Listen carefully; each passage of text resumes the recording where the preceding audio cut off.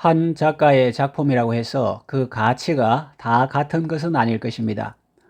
또 사람들에게 널리 알려졌다고 해서 그것이 바로 가치 있는 작품이라고 말하기도 어렵습니다. 그가 살던 시대에는 인기가 있어도 후대에 외면당하는 경우가 있습니다. 그런가 하면 그가 살던 시대에는 인기가 없어도 후대에 사람들의 주목을 받는 경우도 있습니다.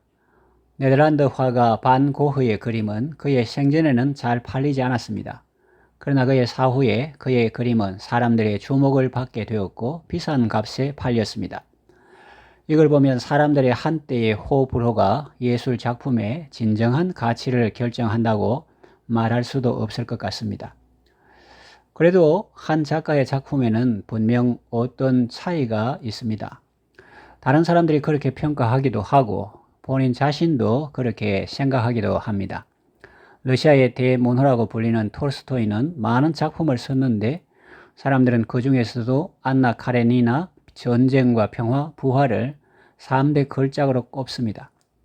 그리고 유명한 작곡가 베토벤은 평소에 많은 교향곡을 작곡했는데 사람들은 그 중에서 합창교향곡을 걸작으로 꼽습니다. 그리고 그 가운데서도 환희의 송가는 유명하죠.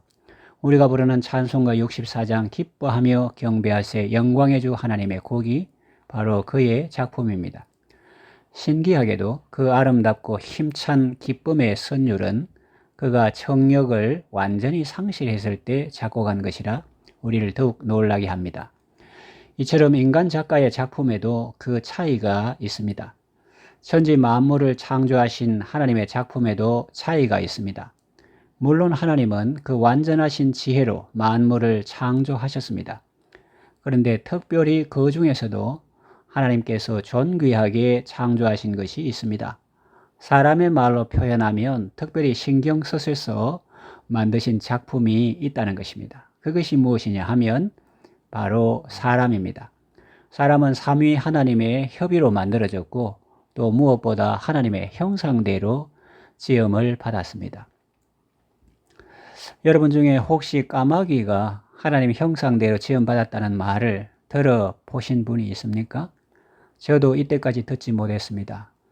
인간은 죄로 인해 더럽혀지고 왜곡되고 천하게 되었을 망정 하나님의 형상대로 창조되었습니다. 창세기 1장 26절 상반절에 보면 하나님이 이르시되 우리의 형상을 따라 우리의 모양대로 우리가 사람을 만들고 이렇게 말씀하십니다.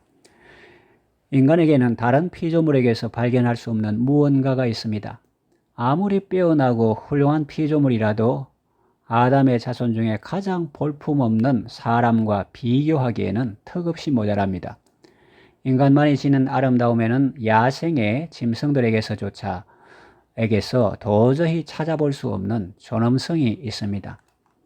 하마와 고래는 인간을 압도하는 몸집을 갖고 있지만은 인간의 발 아래 지배를 받습니다. 또 독수리는 인간의 영혼이 비상하는 것만큼 높이 비상하지 못합니다.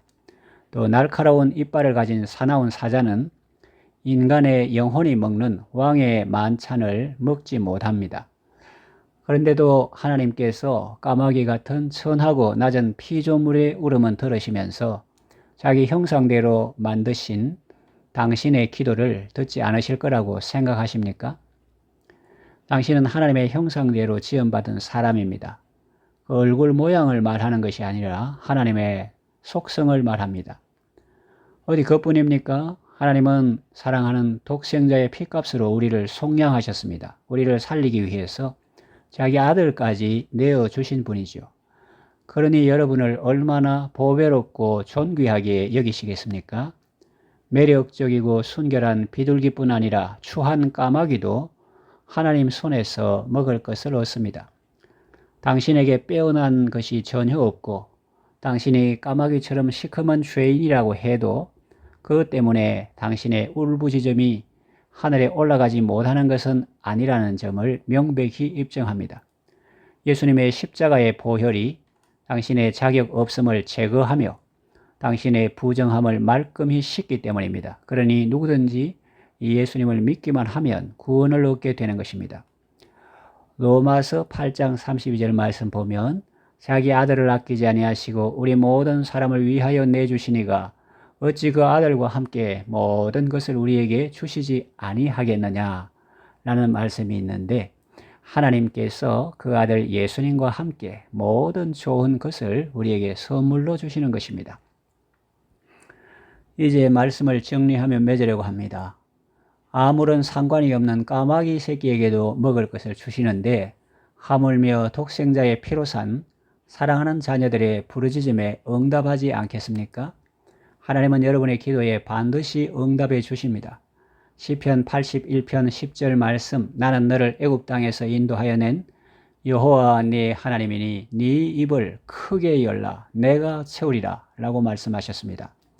그러니 여러분 기도할 때 하나님의 응답을 확신하고 담대하게 기도하시기 바랍니다.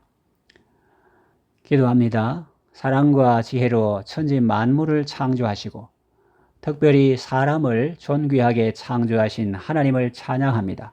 삼위 하나님의 협의로 사람을 하나님의 형상대로 만드셨습니다.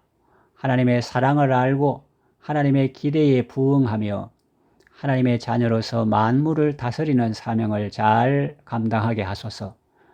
우리를 사랑하시고 보배롭고 존귀하게 여기시며 우리와 교제하기를 기뻐하시는 하나님 앞에 더 자주 나아가고 더 깊이 교제하게 하소서.